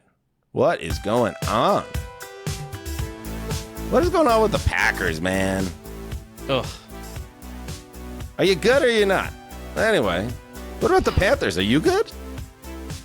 Well, with Rico Dowdle there, they got a chance. Dowdle once again elevated into where he always should have been, the number one rushing role on this team. He goes for 130 and 2 touchdowns, and his big run in the final minutes set up Ryan Fitzgerald, who pipes one from 49 out. Carolina beats Green Bay 16-13. They move to 5-4. Green Bay now 5-2-1. And this has been a common theme, Gravy, as we welcome in Justin. Not just the 1s and 2s on the flagship show. A lot of people are saying, why did the Packers play down to their competition at home, not finding a way against the Panthers, who are better than people realize, but still, if the Packers are supposed to be a Super Bowl contender, you don't lose this game. You just don't. Yeah, the offense was all sorts of out of sync in this game. They missed a field goal. They couldn't get it together. They were bad in the red zone. Jordan Love on 4th down floats a ball that should have been intercepted, and it was dropped in the end zone. And if that was picked off, this game might not have come down to the wire, because he could have potentially taken that all the way back. I think it was Jackson who dropped that interception. And I don't know. I came out of this game pretty concerned with the Packers, but also this is sort of the same Packers team we've seen every week. They've just managed to win most of these games. With the Panthers, it's the Rico Dowdle show, baby. Sorry, are we keeping it on Packers side right now? I don't know what happened to the Packers in this game. They just looked, like you said, they play down to their competition. They also were dealing with a ton of injuries. Tucker Kraft, who's been an absolute menace this season, went out in the first half. They're fearing that it could be a torn ACL, which would just be a brutal blow to that offense. Matthew Golden got hurt in this game. A few other guys got hurt in this game as well for this Packers offense. Christian Watson is back, and he made a huge explosive play at one point in this game, but it's not enough. They need to find more big plays, and they had a few, but yeah, just not enough to really get in. Like they scored 13 points against the Panthers. Like, come on. Yeah, they've managed 19 total points in the first half of their past 3 games, so they're starting slow. And I know Love stepped up in crunch time and got the game tied, but that interception he threw, he had one that should have been caught in the end zone, as you mentioned, but they had a first down, and he targets Watson in triple coverage, and just throws it up for grabs. And it's like, I feel like with Love sometimes, Justin, it's like I feel I'm ready to welcome him into like the elite quarterback club, and then he has these moments where it's like, can you fully trust him? Of course, he's coming off a game where he was absolutely nails in outplaying Aaron Rodgers and the Steelers. But again, there's just this inconsistency that pops up in his game at times in the decision making. Yeah, and it wasn't like he was bad today. It just, in the big moments where like the conversion opportunities, the high leverage situations, like what Mike Tomlin talked about, what we just listened to a few minutes ago, like they just didn't make the plays at the right time. And Love made a handful of really nice throws in this game. He had one play where he got the offense moving to the line quickly and caught the Panthers with 2 defensive penalties, too many men on the field and offsides because they couldn't get set, and hits a huge completion down the field to Romeo Doubs, but just not enough high leverage conversions. Like, this is the moment Jordan Love to go win your team the game. They need him to be that guy. That's how much money they paid him, and he's doing enough to keep the offense moving at times, but he's not being that guy that goes out and wins you the game, and I think that's the issue. Yeah, the funny thing, it actually wasn't very funny at the time, but Dowdle, his second touchdown of the day put the Panthers up 13-6 late in the third quarter. He does a celebration that was an homage to Key and Peele, their famous Kringleberry 2 Pumps sketch. By the way, Key and Peele, here's a hot take. Key and Peele, better than the Chappelle Show. That's just a hot take for sketch comedy. I'm going to throw it out there. What? I would agree with you. I would agree with you. I'm going to give Chappelle the credit for being the trailblazer, but I think Key and Peele actually did it better and more consistently. They're just very consistent, yes. Anyway. Unbelievable. It was but because he gets penalized for that, because on Key and Peele, 3 pumps got you the penalty. 2 pumps get you the penalty in the NFL. Dowdle did that, and it pushed back the extra point and made it a 48-yard extra point, and really bad windy conditions for a kicker. The PAT falls short, so when Josh Jacobs scores late in the fourth quarter, instead of it being still a 1-point deficit, the game's tied. So Dowdle had this to say about his big run that set up the game winner, kind of making up for his mistake. Yeah, that's from my understanding and everything I've learned. We go over stuff like this every week in the meeting room. I definitely think you're supposed to get 2 pumps. Hopefully, we don't get a fine. There's like actual time devoted during the week to that conversation. I love that. I want to talk about this split because, we talked about it on the preview show. Dave Canales talked about it in the lead up to this game in the last 2 weeks with Hubbard back. The run game hasn't been as explosive.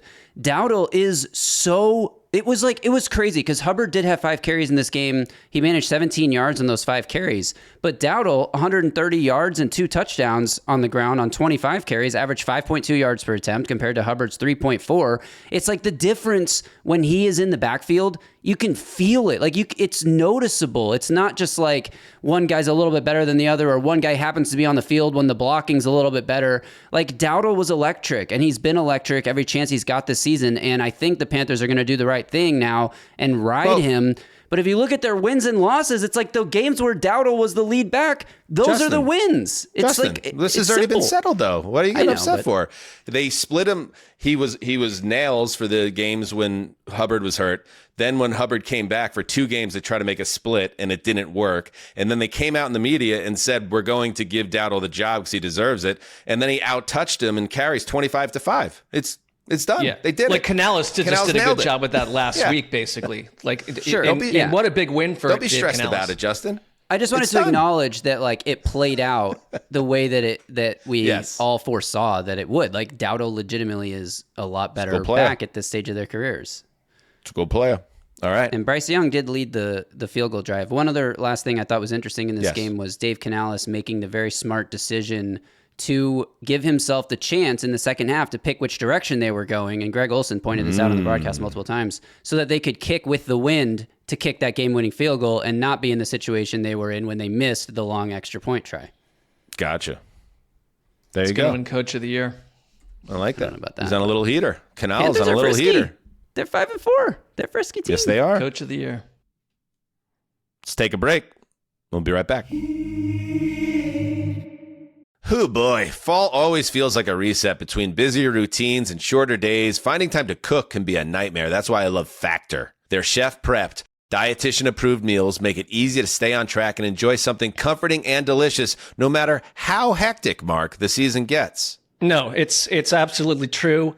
More variety, more meals, choose from a wider selection of weekly meal options. It's great, including premium seafood choices for you, Dan, like salmon and shrimp at no extra cost. Support your wellness goals. Enjoy even more GLP-1 friendly meals and new Mediterranean diet options packed with protein and good for you fats. That's just the beginning, Dan.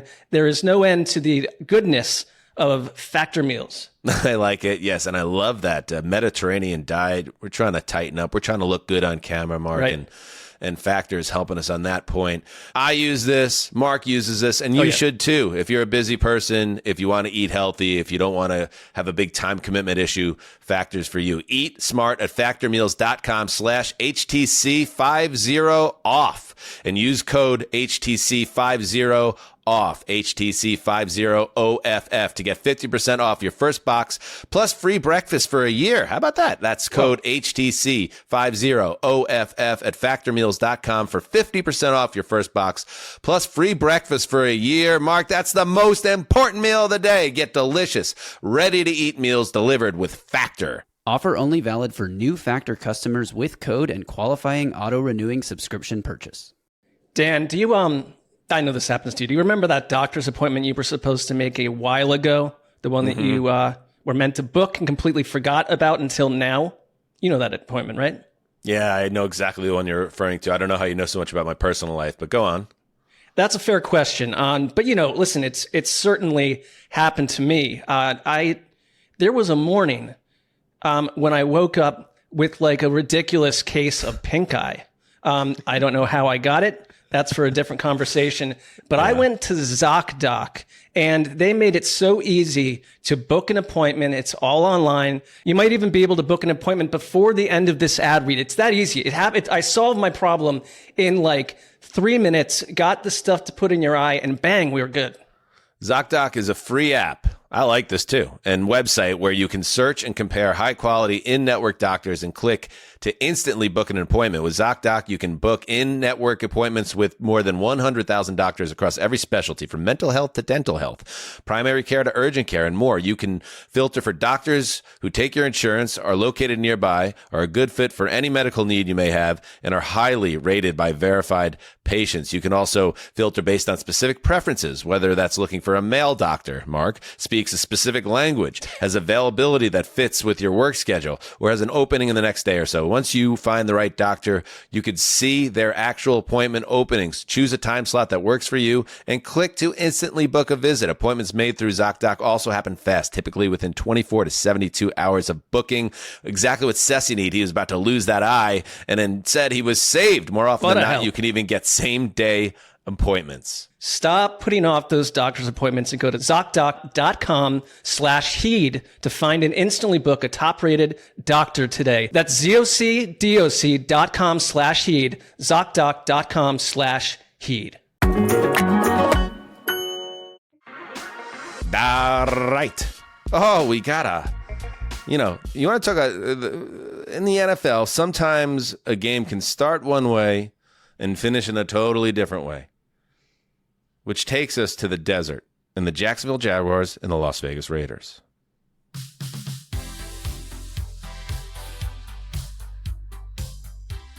Trevor Lawrence. He's imperfect, but he'll step up. He has his moments, and he did on Sunday in Las Vegas. He had 2 rushing touchdowns, and included the winning sneak in overtime. And when the defense couldn't find a way to stop Brock Bowers, who was absolutely a menace in this game, as he scores a touchdown in the final minute of overtime, they get one more big play. Devon Hamilton, the nose tackle, jumps up and swats down the Geno Smith pass, denying the Raiders a winning 2-point conversion. Final score, Jags 30, Raiders 29. Jags moved to 5-3. Yeah, it's a true story. The Jacksonville Jaguars are 5-3. And what, like a game out in the AFC South? And the Raiders fall to 2-6. Connor, your thoughts on this one? Yeah, a game that was 9-3 at half, ends up 30-29 after OT. This game was wild. It included some of the worst play calls that I've ever seen that succeeded on a consistent basis. Lawrence threw one of the worst red zone interceptions that I've seen this season. But at first I was hypercritical until I saw his wife's Instagram post about how sick they were. And then Liam Cohen said that Lawrence was as pale as a ghost. He was throwing up all night last night, and Trevor Lawrence's wife said that she is still down bad based on whatever illness they've Can you imagine? So. Like, we've all been there. We're human, right? You have a stomach bug, and it could be coming out one way, it could be coming out the other. And then you're all of a sudden, if you're a professional football player, like, there's no calling out sick or working from home. Like, you have to be on that field with the lights on in front of 70,000 people and a few million more watching at home. And a bunch of 300-pound guys are trying to literally knock that, whatever's coming out of you some more. So credit to Trevor Lawrence and football players in general. It is not an easy sport. Right. When you're when there is a threat of various liquids coming out of various orifices, you don't want to be squeezed by big, heavy people for the most part. Or flattened, or just even molested in any way. Just you want your distance, and yet these football players, just heroic. Well, you want to be the wife who gets to stay home in bed, probably a really nice bed in a very nice large mansion. She kind of won. Well, how do you know what she has at home isn't even more challenging? Because mothers have their own challenges. Mark, have you even thought of that? I will now. Just to put a bow on that, big day for black pants for the Jaguars. Thank God that they weren't in home whites. Strategically in the black.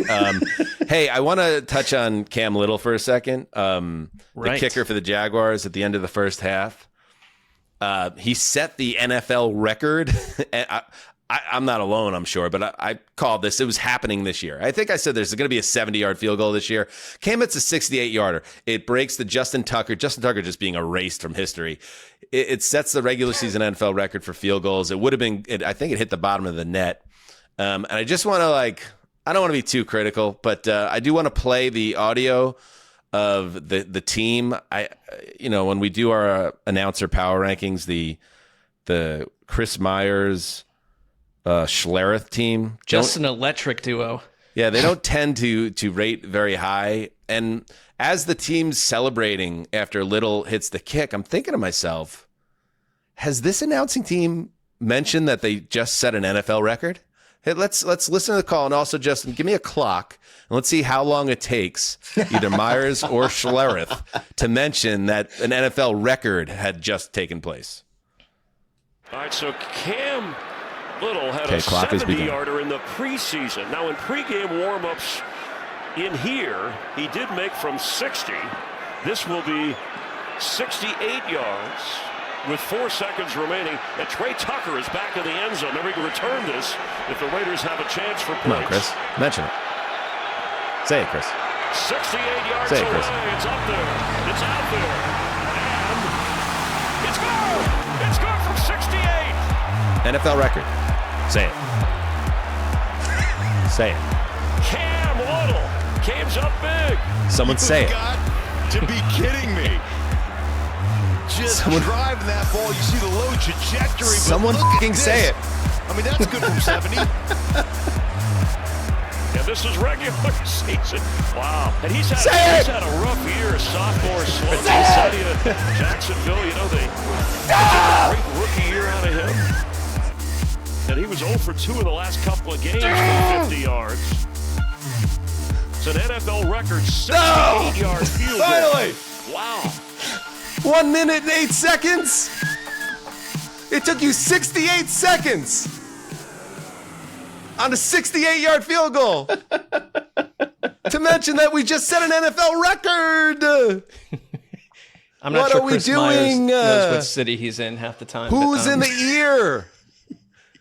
I mean, I haven't been this mad since Justin missed the 20th lock prediction. Like, I come on, give Cam Little his due. But all kidding aside, congratulations to Cam Little and 68 yards, and it turns out to be a very big kick because the game ends up 30-29. We have a record, and now the push to 69 or 70 begins. Hashtag push to 69. Yay. Hey-o. Speaking of 69, Connor, I thought of you when they showed Chip Kelly celebrating with his buddies in the booth at one point. I asked Justin to grab the shot. Look at that. That's your boy. Look at that. Chip with his boys. So, 2 more quick things on this. Brock Bowers was awesome. Obviously hasn't been so good. 12 catches for 127 yards and 3 touchdowns. But it was better than that. Even better than that. He was so good, and he was so awesome after the catch. And he had a one-armed grab that they initially called incomplete. That was maybe one of the best catches of the season. But I saved a little something for you, Dan. I got a little dessert for you. I thought you would enjoy this. A little Geno Smith Schadenfreude. And so at the end of the game, Pete Carroll decides to go for 2 to win it. Analytically, the correct choice in overtime because the Jaguars scored first. It's wide open. Look at how damn wide open that guy is. Whoa. And we don't hit it. So there you go. They flashed to Pete on the sideline right after the pass got knocked down, and he goes, "What happened? What just happened?" I don't know. I never played quarterback. I feel like, are we getting on him for throwing the ball too low, the trajectory of the throw, or is it you just give credit to the defensive lineman that got his big meat paws up? I don't know. If Cam Little can find an appropriate trajectory to hit a 68-yard kick, Geno Smith should be able to get that ball to the back of the end zone. It's a fair retort. I will say that kick, when you watch the side angle, how does that not get blocked? It's just a howitzer shot right over that front, and somehow nobody got a hand up. Another horrible job by the broadcast, because I went back and I watched it again and again. They didn't show the kicker angle. Come on. Like you would want to see how close was it to being blocked. Actually, how close? That's what I want to see. They just didn't grasp that moment. Such a weird moment not to grasp. And Geno, let's give him credit. He actually balled out in this game, that last play notwithstanding. And I just want to last thing about Bowers. His numbers were outrageous in this game. And all you Bowers fantasy owners are thinking to yourself, oh, this guy might actually take me to the promised land if he could just stay healthy, and we'll see if that knee can hold up. But in this game, 12 for 127, 3 touchdowns on 13 targets. Don't be surprised if Geno starts playing a lot better now that Bowers is on the field all the time. His first touchdown you mentioned, beautiful job coming down with it and his ass hitting the end zone before he goes out of bounds. The second one I thought was the most impressive because it showed him catch the ball over the middle and then just run past everybody in the end zone. It showed that he was healthy. So fast.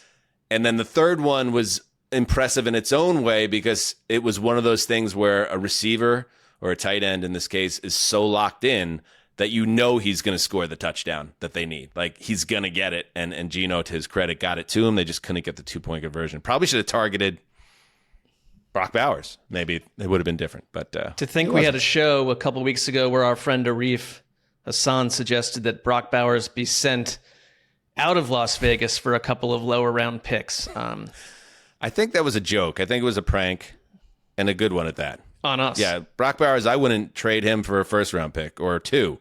He is a guy you build around. All right, let's move to Houston, where the Broncos look to keep their winning ways going. Wish I had that one back. Just like Gino. You know what I mean? The Broncos win ugly. That's just what they do. Sometimes they win fun and exciting, but there's a lot of these. They are 7-2 after an 18-15 win over the Texans.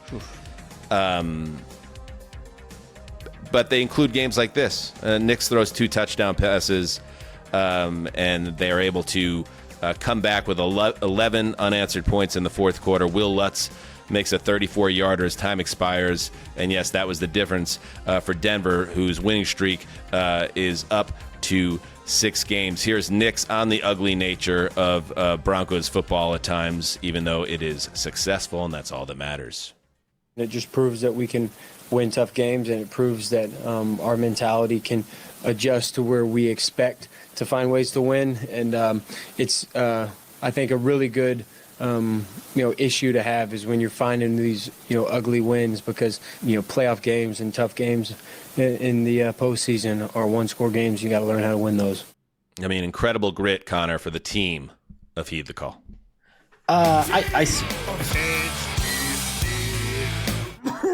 Those are our boys. Oh, God. Your boys. I mean, Davis Mills was in at quarterback for most of this game. CJ Stroud got knocked out, and I don't know. His mom posted on Instagram after the game that he is okay. His old lady posted that? Good. Yeah. Nice. So I don't know. I mean, this was not a game where I had a gigantic takeaway from Denver other than the fact that every time RJ Harvey is on the field, something magical happens, and then he's just on the field for like 6 snaps a game, and I don't understand why. So, yeah, J.K. Dobbins has been on balance a good thing for them. He's had a nice season. I think he's given him more than a lot of people expected, but Harvey does seem like the more explosive player. Can you tell me a little bit more, Connor, about, as I drop my pen, the Stroud play? Because DeMeco Ryans was not happy about it after the game. So, yeah, DeMeco Ryans said it was unnecessary roughness, and it was flagged initially, but it ended up not being a flagged play. It was an awful slide, and you hate to blame, the person who ends up getting hit and knocked out there, but it was like a broken baseball slide. And so when Stroud was going down to one knee, he left his chest exposed, and the Broncos defender just hit him hard enough in the chest where he was at a bad angle, couldn't support himself backwards, and then his head just snapped back. So it looked really violent in the moment, but I mean, even as that was going on, like the whole Broncos defense, it's like, how much cleaner could we have possibly hit the guy? So I think DeMeco is always going to stick up for his guys in that scenario, but it was a clean hit by letter of the law, and they picked up the flag, or there was. It did not strike me as a super dirty hit or anything. I'm with you on that. Yeah, that's a bummer, and hopefully Stroud doesn't miss more time than this game. Any other thoughts on this game? Okay, I'm going to use this to tease an upcoming issue of Sports Illustrated, which you should all buy. Nice. So the Texans almost won this game with no offense, solely on the strength of their special teams. Frank Ross, their special teams coordinator, I mean, it was punts, it was returns, like through the gauntlet, like blocks, everything. They had everything in this game and literally almost won it on all special teams. If you spend 5 minutes talking to this guy, you'll be blown away. He was the last 2 winners of the the special teams coach of the year award that it doesn't exist anymore. There's like an old Rick Gosling special teams coach of the year award. So super impressive, and legitimately as a special teams coordinator almost pulled this win out for the Texans, which is wild. So close yet so far. One quick question, Connor, because I know this was probably visually not a feast in terms of what you witnessed today, but Garrett Bowles, left tackle for the Broncos, called this the Broncos the best defense in the NFL. Do you think that's fair? I mean, at this point, they might be. I mean, Vance Joseph's been in his bag for the last 2 seasons. Brian Flores' defense, when they're humming, it's hard to bet against them too. But man, I mean, the Texans just had nothing. And again, it's Davis Mills, and CJ Stroud wasn't in for most of this game. But I guess it doesn't matter, right? If you're blanking your good opponents and your bad opponents, yeah. I mean, I think it's an elite defense. But yeah, I think it could be. Let's move to the Meadowlands, where the Niners tried to survive again with their backup quarterback, but they're getting used to that now.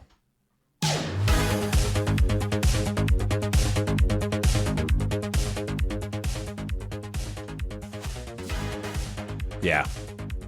We're loving us some Mac Jones this year, but on Sunday, Kyle Shanahan looked at his matchup against the Giants and said, we're running the damn rock. Christian McCaffrey, Brian Robinson Jr., running straight through that defense for New York. And Mac Jones chipped in with 2 more touchdown passes, winning his 5th start, as Brock Purdy continues to work his way back from a toe issue. And the Niners cruise to a 34-24 win over the decimated New York Giants. Giants dropped to 2-7. The Niners right in the mix here at 6-3, and eventually, I guess, getting healthy. Mark, a nice win for the Niners, and yes, showing that their running game can carry them is a nice little bonus here as well. It feels like Niners wins this season have a similar look and feel each week. And it was another one of those. I thought they really exerted their will. Mac Jones, I'm not like quarterback controversy guy, but it's like I have to think that Kyle Shanahan is just falling deeply in love with this player. He didn't have an incomplete pass until the 3rd quarter. Like, he just does everything you're asking. And against a Giants defense that I thought, look at this defensive line could be dominant. It could cause a lot of problems. They cannot stop the run. And the Niners just simply went out there and played like a pretty basic game plan that was like, we're going to blow you up with the run over and over and over. And there was nothing the Giants could do until they scored a couple late touchdowns. But this was not a very close game. And it was an example that a compromised Niners team can win games in different types of ways. But Mac Jones was just so super clean that you're not even thinking about Brock Purdy. Like, it's like, I don't know what the difference between the two of them is at this point. Like, this was as clean a first half as I've seen from a quarterback in a while inside an offense that creates this environment for someone like this player. And it was just like, you can see them. Their record is real because the Giants were not really a part of this game until late. I think Jackson Dart is absolutely for real, but I just think that the Niners offense was like, we're going to tell you exactly what we're doing, New York Giants defense, and they did it from A to Z. The Niners ran the ball 39 times for 159 yards with the 2 touchdowns. So a really balanced attack. Christian McCaffrey continues to have a big-time comeback year. He went over 100 yards, still less than 4 yards a carry. It hasn't been a flashy year running the football, but his all-purpose yards are just off the charts this year, 5 for 67 receiving. And you mentioned on the Giants side of the ball, and I understand, like with the Giants, it's a weird season for them, right? Because it increasingly looks like they nailed the quarterback pick. And if you nail a quarterback pick, you can live with anything because that's a long-term solution at the position. And this season on some levels is a success just because of that. But then you factor in the nature of the Malik Neighbors injury and then the Cam Scatterbo injury and how that kind of took the air out of the balloon. And now I'm looking at this famed New York Giants front with all these first-round picks and high-paid guys. Kayvon Thibodeau, 1 tackle. Abdul Carter, 1 tackle.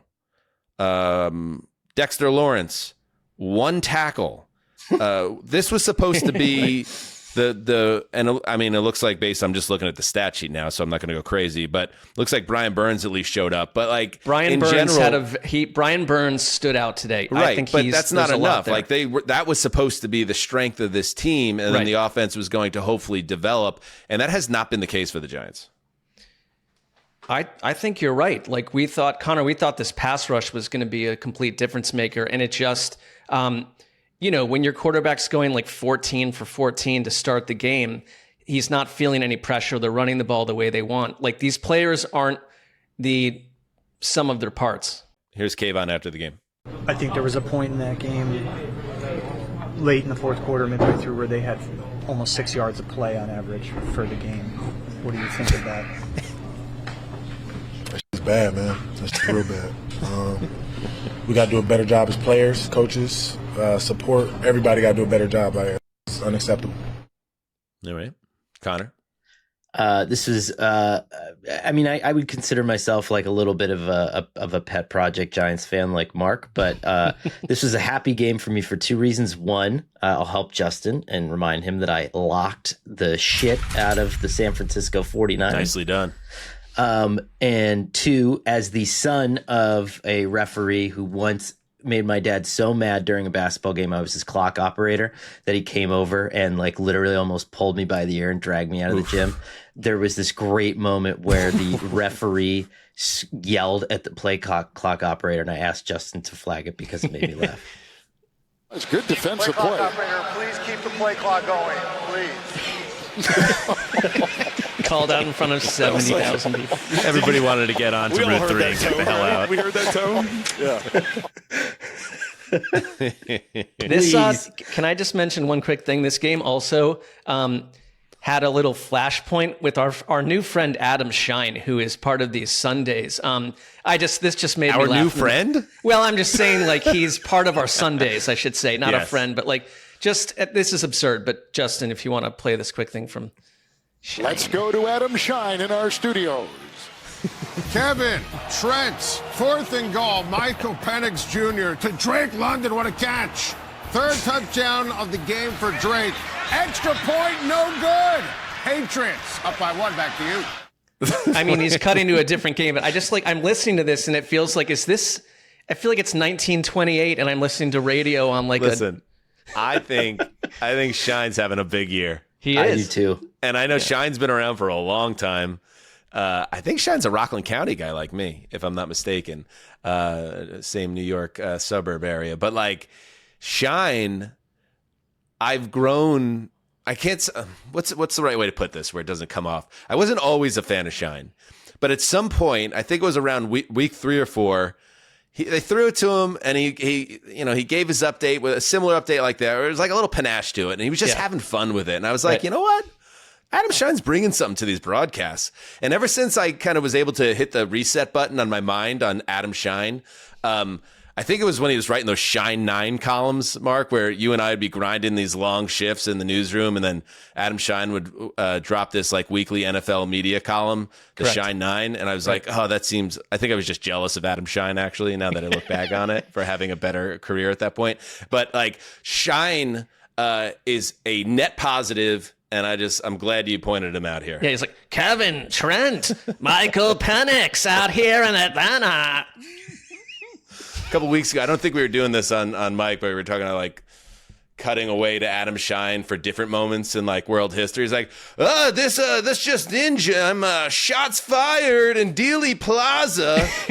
The Kennedy motorcade rushing to Parkland. Uh-oh, back to you. Uh-oh. Like, I want Adam Shine updates in all ways in life now. All right. Anything else in this game? Up by 1, back to you. No, I think we covered it. All right. Let's take a break. And when we get back, more football. I bought a lot of glasses over the years, and I used to think you had to choose between style, comfort, or price. Turns out you don't. Warby Parker changed all that. They make every frame with premium materials, so everything feels sturdy and looks sharp. Their in-house designs come in tons of colors, tons, and fits, which means there's a pair that actually flatters you. And with over 300 stores across the US and Canada, you can get styled by their friendly advisors or shop online from home, Dan. Oh, I love that. I don't like leaving the house. And Warby Parker glasses start at just $95, including prescription lenses with anti-reflective, scratch-resistant coatings. Eye exams start at $85, and you could save 15% when you grab 2 or more pairs. Free shipping, free 30-day returns. It's basically risk-free. I picked up a pair of the Elio sunglasses, and I'll tell you what. And I'm very particular about my sunglasses because I don't want to. Wrong pair of sunglasses on my face, I look terrible. I just look like a monster. It's got to be the right fit. And Warby Parker, they nail it with all the options they give you. Those Elios look good on you.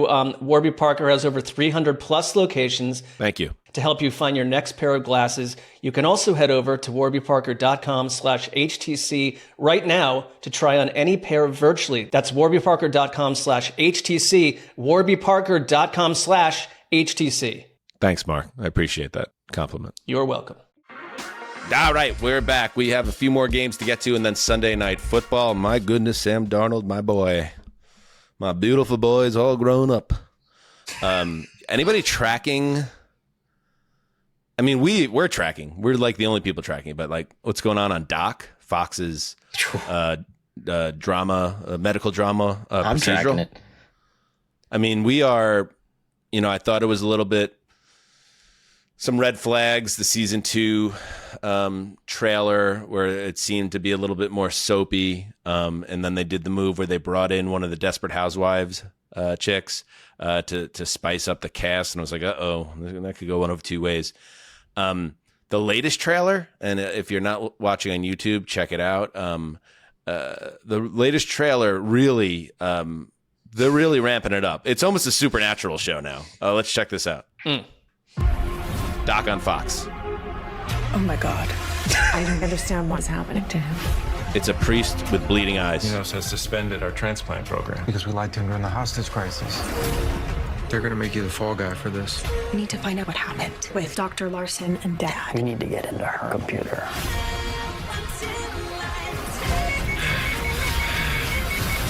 I'm not giving up on you. Doc, interesting. All new 2 weeks from tonight on Now, Fox. is that demonic, Connor? Or now that I'm hearing that is the bleeding eye, the priest with bleeding eyes? Is that something that could happen when you need a transplant of some type of organ? Or is that some occult shit that they're dropping into the plot? It's stigmata. Yeah, stigmata would be right? the hands, wouldn't it? Well, but it can. It's the hands and feet. I right? believe it's through multiple. There are multiple varieties of it, but typically, right? Mark, you just making this up, but no. Typically, would be like it's happened to. In theory, it's happened to people where they're bleeding from. Let me Google this. Priest eyes bleeding. It's normally where the nails scenario, went through, like the wrist of Doc. Jesus. But I think eyes is another version of it. A bleeding priest's eyes is not a recognized medical condition, but the term likely refers to a spiritual phenomenon called the stigmata, where some individuals experience wounds, including eye bleeding, that resemble those of Jesus Christ.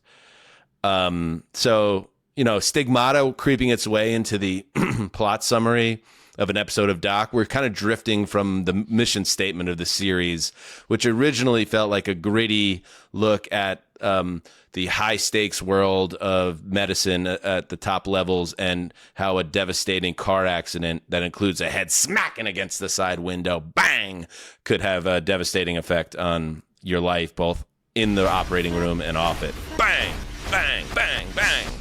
Well, it's almost as if they're running out of ideas.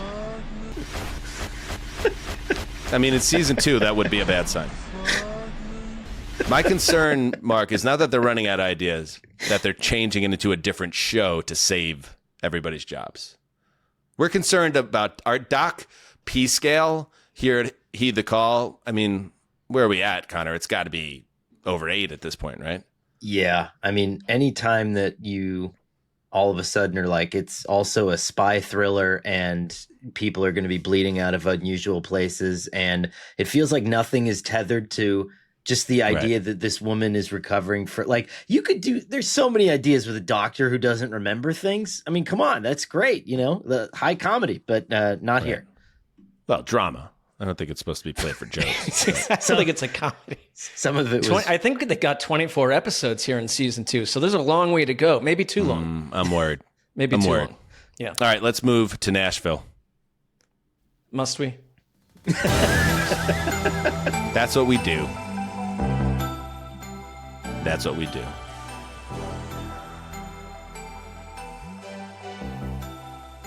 The Los Angeles Chargers, they seem to be on the wrong side of some type of demonic event themselves, with all the injuries, especially on their offensive line. And Joe Alt went down again with yet another high ankle sprain, we're hearing. So expect the star left tackle to miss time.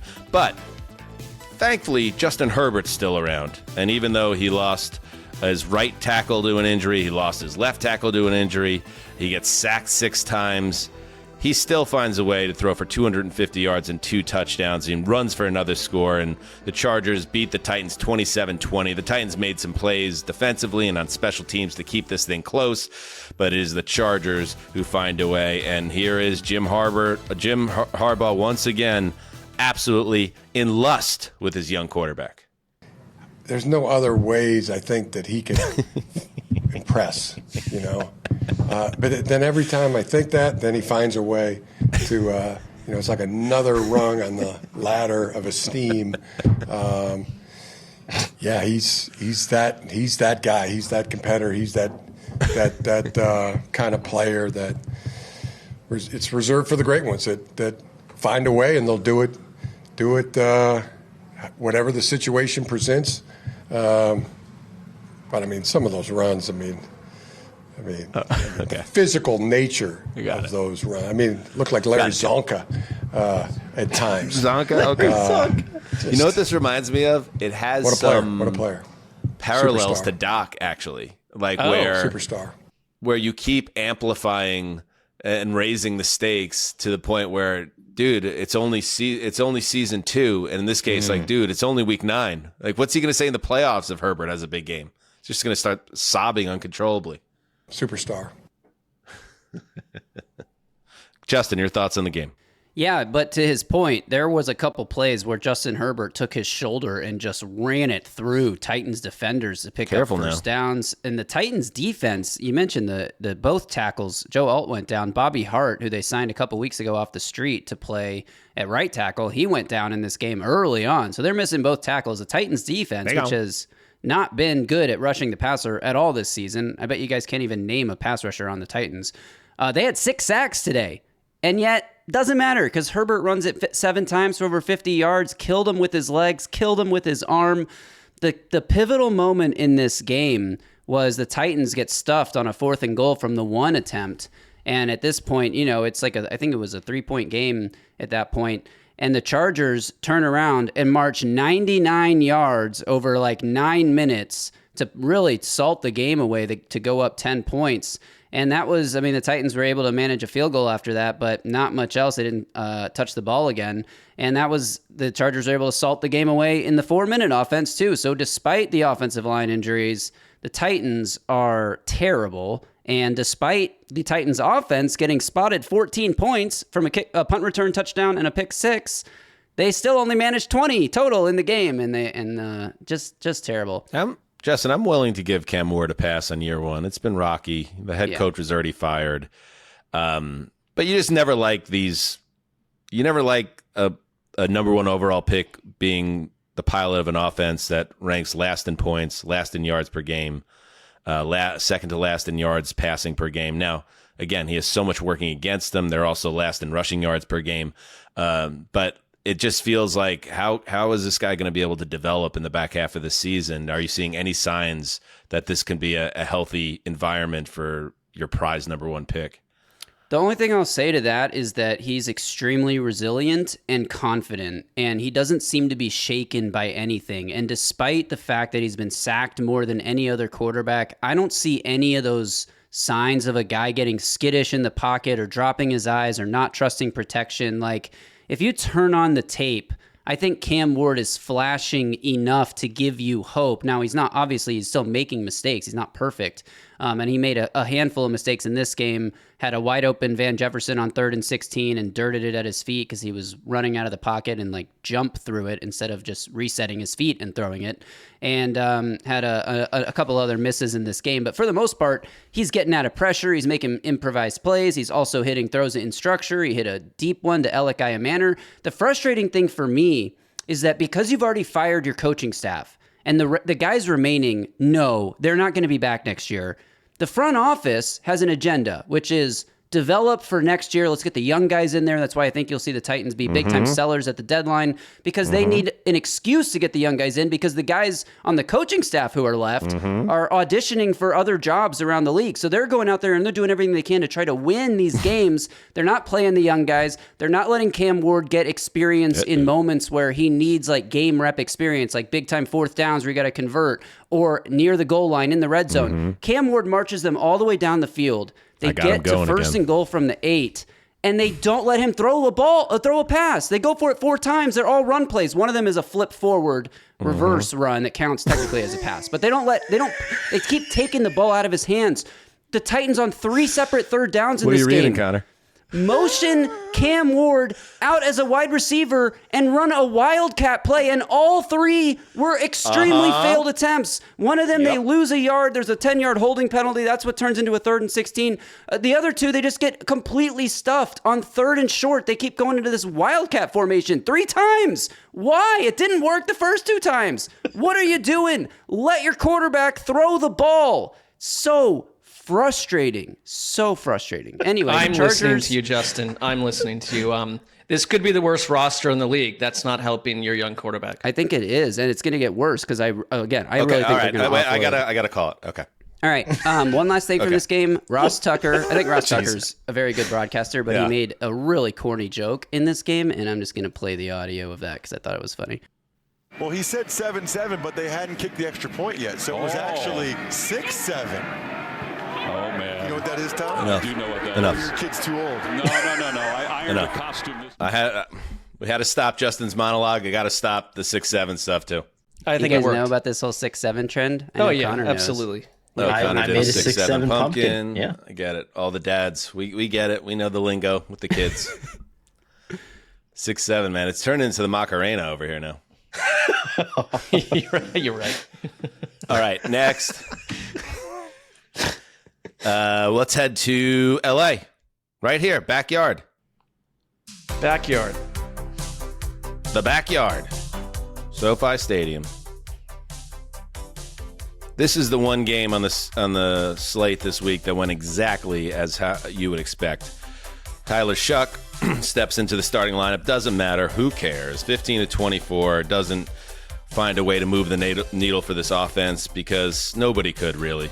The Saints are terrible. And Matthew Stafford continues to play at a very high level. Throws 4 more touchdown passes. Does almost all of his damage in the first half. He's got 9 touchdowns and 0 interceptions in the last 2 games for the Rams, who cruised to a 34-10 win. Rams are now 6-2. The Saints 1-8, and it's bad. Down bad as I could remember them. It's been a while since they've been this rough. Alvin Kamara, who I would love this to be Alvin Kamara's last game, and he gets moved at the trade deadline. But I don't know if Kamara's given anything to anybody at this point. He has a fumble in this game, and they can't get a stop, and it's just easy work for the Rams. And I do think with Stafford, guys, that considering where the discourse was around him in the summer to where he is now, he's just attacking with so much confidence. Puka Nacua went out of this game with a chest injury. Didn't matter. He just finds Devontae Adams or any other of his receivers. Their running game was really impressive in this game, and I understand it's the Saints, but sometimes it's good to just see a superior team just take care of business. Packers take note, and that's what the Rams did in this game. Devontae Adams was awesome in the red zone in this game. The one thing about the Saints, because I get that they are a non-entity, but they've played teams close. Like, this is one of the few true lashings they took from a score angle. Like, I don't know why you made this quarterback change other than the fact that you're going to draft someone else in the offseason or sign someone else and you want to see them both. But Spencer Rattler was more competitive than Tyler Shook. But it's not there's not a lot of parts here, but they went to the fourth quarter with a number of teams with Rattler at quarterback. So I don't know what their direction is. They feel directionless. I traded this game, so I felt really good about that. It's a good trade. I traded this game to watch Cam Little kick a historic field goal, and I want credit for that. Well, you get credit for it. Congratulations, Connor. I have 3 TVs set up, and I saw the kick as well. This was a game. Sometimes these are underrated games, actually, on a Sunday when you can kind of check out emotionally, just like the opponent that's getting its ass kicked by halftime. And I was able to focus more on the Bills Chiefs, even though this was my game. So I think there's positives to take out of it as well. But there are very few positives for the Saints, who I don't know how many wins they have left on their schedule, but that could put them in line for the number 1 pick. We'll see. By the way, the injury to Puka Nacua, he kind of landed on the football and sustained a chest injury, but he did come back into the game. And I do want to shout out Blake Corum. This is Kyron Williams' backfield, and he went over 100 yards in this game, scored a touchdown. But I thought Blake Corum moved really well as well. He had 13 carries for 58 yards and just looked really shifty. So they have a nice little tandem there, and not much else to add on this one. So let's move to Sunday Night Football.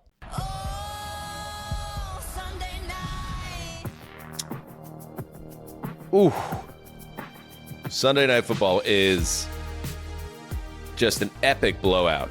The primetime games lately have been a little wonky, but Sam Darnold was absolutely locked in, and the Seattle defense was every bit as good in a 38-14 shellacking of the Commanders. The Commanders have gone from the NFC title game to just a fiasco. Now 3-6, and worst of all, midway through the fourth quarter, even a little later than that, Jaden Daniels gets tackled down near the goal line, and his left elbow bends in a direction. Left elbows were not designed by your God to bend, and he leaves in a cast, air cast, or a brace, and who knows what happens, but it certainly looks very bad for Jaden Daniels and the Commanders. So the Seahawks improved to 6-2 and are a force to be reckoned with in that outstanding NFC West, and the Commanders, I mean, it couldn't get much worse than tonight. This felt like the bad old days, Mark, of the Washington Commanders. It's even before the Jaden Daniels injury, you would have to look at this evening as a complete and utter raging debacle for what the Commanders thought they would be this season. They've dropped 5 of 6. They were utterly blown away by Seattle's offense, by Sam Darnold, by Clint Kubiak. Like, it looked like two completely different teams going in different directions. And then you, on top of it, you lose faith in the Commanders' coaching staff this evening.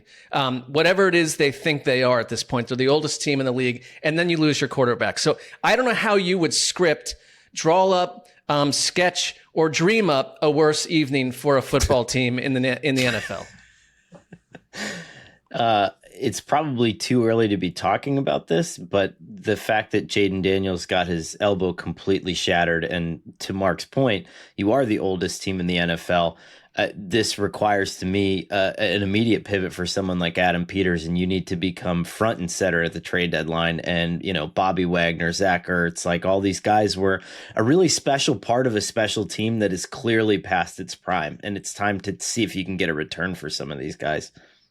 Yeah. Darnold, 4 touchdowns, 330 yards. He has more touchdown passes than incompletions in this game. And yeah, to your point, Connor, I mean, there are teams that are in a tough way midway through the season. And yeah, we're just at the midway point, right? And you say, okay, we can get hot, we can peak at the right time, don't sell. But the Jaden Daniels injury, I mean, even before the injury, you probably would have to have some hard conversations with the trade deadline coming up. But with this injury now, you would imagine best case scenario, the guy's missing, a month, right? I mean, who knows? But worst case scenario, you're hoping he's ready for training camp, depending on how serious this injury could be. And yeah, you gotta just, sometimes you gotta know when to fold him. And the Commanders are a team. This is a crazy stat from Grant Paulson. The first NFL team since the 2020 Jaguars to lose 3 straight games by at least 21 points. Those Jaguars, I believe, ended with the number 1 overall pick. So the Commanders aren't just losing right now. They're getting filleted and destroyed, and it's making their trip to the NFC title game look like either a fluke or I don't know what you want to call it, but right now they're the most disappointing team in football. They also, I mean, it's one of these teams that hired a defensive-minded head coach, and the defense has had its doors blown off week after week. Like, it's all fallen apart. And if you want to see an example of where it works, it's across the field, where Mike McDonald is basically formed a team that goes on the road and has won, 10 of 11 on the road, I believe, at this point, or 11 of 12. They are in just a number of years, post Russell Wilson, post Geno Smith, like, they look like a completely different operation. And Sam Darnold, you are like, I just want to learn more about what's happening behind the scenes, because Sam Darnold in this offense and the way that he played tonight, I don't know what they can achieve. Like, I just feel so differently about these two teams. And Seattle is high in our power rankings.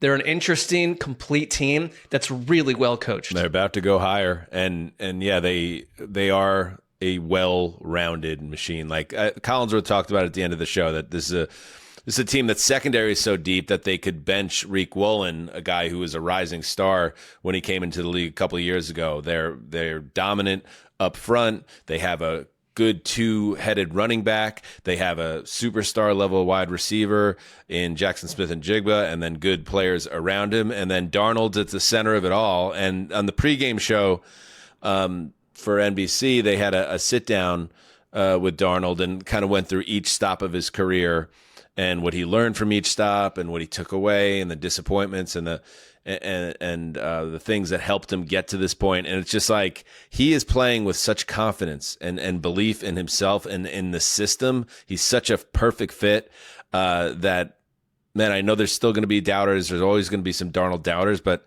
Connor, I think the way he's playing football right now is as good as any quarterback in football, and it's really been that way since week one. You know what's really scary about it, too? This is a play-action offense, and the Seahawks are the fourth worst rushing team in the NFL. They're not there as a running team, and they will get there, to your point, right? I mean, this is a great two-headed backfield. I expect them to add in the offensive line at the trade deadline. Then I think that'll make this offensive line work and the running game work a little bit better. We have not seen this team top out, and that's what's insane to me. Check out the NFC West, by the way. This is crazy. You now have the Seahawks at 6-2 atop the division, with the Rams also 6-2, the Niners 6-3, the Cardinals, who play on Monday night, are 2-5. They're the only team obviously not in the mix, but you can make a case for any of those teams winning coming out of this division. But I think the Seahawks are the team that is, to me, so far looked the most balanced, and they also cannot lose on the road. They're 4-0 now away from home, so they don't blink. They're battle tested and playing with a ton of confidence. So, man, the Daniels injury, though. I mean, do we want to get on the Commanders and Quinn for having Daniels in the game? I understand that criticism, why have him running out of the pocket when you're down that many points, but I guess part of me is thinking it's football, and like he's in there, he was back in the lineup. They're trying to get into some type of groove, maybe have something to build on for next week. And if the guy's going to have injury issues, it's a scary thought. But they're starting to pile up these injuries, and it really makes you wonder what the Commanders are thinking, because this guy is the franchise. Isn't it a little bit like the Wentz thing, though, where it's like I understand critiquing the coaching staff or late in the game where it's like, what are we doing here? Pull most of these guys out of the lineup. But the player wants to play. Like, Jaden Daniels wants to be in the game. He doesn't want to. I think it looks weak to pull everyone just because you're getting your butt wiped like late in the game. But that was gross, by the way. That was a gross. Well, the butt wipe thing was gross too. But sure, the elbow, an elbow bending the wrong way. An elbow bending the wrong way in slow motion is also not what we need. And after the Cam Scatterbo injury, I feel like I'm going to call for a moratorium on grotesque NFL injuries for a while, if we can. I hope they listen to you. Yeah. But to your point, right? He refused a cart. He wanted to walk off the field holding his hand up under his own power. And every time that I've met him, spoken with him, he's so in tune with his place in that locker room, and so that's the reason why he's in at the end of that game, right? I mean, he would know how it would look if Marcus Mariota was in there taking the hits that he believed that he should be taking, and so that's the complicating factor in all this. Like, I think we can get our swords out and we can fillet Dan Quinn for this, but there are different reasons why coaches leave guys in games, and Dan Quinn is so in tune to his players. And man, like, I think a lot of other coaches probably would have made the same decision. I mean, if you were to tell me in week 10 we're going to get like a Dan Quinn stigmata situation on the sideline, I'd buy it at this point. I mean, I think there is blood coming out of the eyes is in play now for the Washington Commanders in 2025. That's the season it's been. Big episode for stigmata aficionados. If it happens, we would know who to call at least. So yeah, it's true. There he is. Unbelievable that would happen in an American hospital. All right. Good app. this is trade deadline week, as we just alluded to. We'll have our regular Monday night show with M&F recap and power rankings and news update. Tuesday, we might go live. If it's a juicy trade deadline, we might jump on live on YouTube, and but we'll keep you in the know on that. If it's more quiet, you'll hear from us again on Wednesday, where we'll do a recap, and I'm looking forward to this. We're going to check in on our over-unders halfway through the season, and I might throw you know what I might throw in there, Connor? I just might, for our little game, throw in a rule change. You never know. There could be. Christ. Connor, we're just part of a larger matrix scenario that we have no control over. We understand that. You never know. So make sure you're there for Wednesday. And thank you to everybody for your support. Hope you enjoyed the flagship show. And we'll see you in 24 hours. Until then, do what you must. Heed the call.